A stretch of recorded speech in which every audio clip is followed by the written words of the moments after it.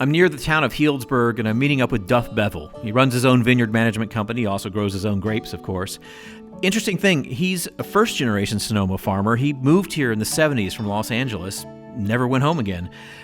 And I'm also told that he has Sonoma County's most spectacular beard. We'll see if this is actually the case, but sounds interesting. Well, I'm here with Duff Bevill, and I want to say thanks for taking the time to show me around your place. How much land do you farm around here?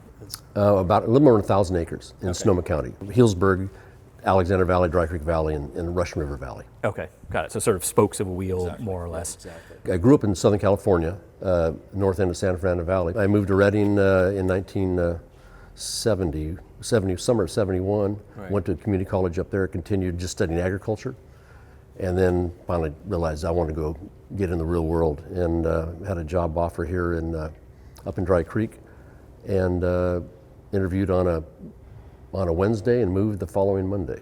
Wow. What was Healdsburg in this area like in 73? It was an ag town. There was there was actually a lot of boarded up shops in Healdsburg at the time. Right. So I mean, it was a literally farming town. It was a farming town. Not a fancy hotel town. Yeah, it had one movie theater, and that was what it was. It was just a convenience town for all the local farming activities around here, which had been for decades and decades. Did you move here specifically to grow grapes, or just to farm? I just wanted to be a farmer. It was a job opportunity I had. I couldn't have named you any grape variety. So then when did you go out on your own? In 77, I left and I started and went out and bought a tractor. Right. And started, had no employees at the time, so I started It's a man tractor and So it started, and I drove the tractor initially, and then finally got a couple people working for me. I guess that gets to that starting thing about sustainability, which is that it actually is practical. But everything that we farm and manage, we include in the sustainability program. So our company, as like an umbrella, right, captures all the clients we have.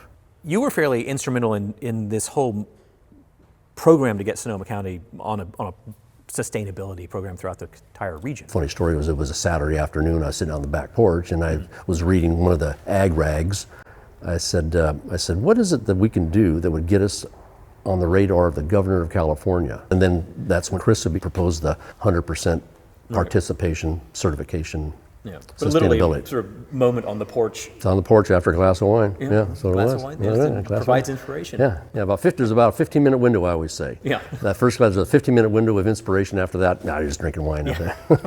So did the governor actually take notice in the end? He did. We were awarded the highest environmental leadership award given in California. That's amazing. So I'm kind of curious, has there been any, reaction to this or outcome of getting awards like that? Well, now we're getting people reaching out to us who represent other countries like France, and they're reaching out and asking for coaching on how did you do this? How did you do this? How did you get people to? Yeah. And we traveled around the world to share our experiences and on how we're doing this. So it was great hanging out with Duff Bevill, especially hanging out next to that big red truck of his.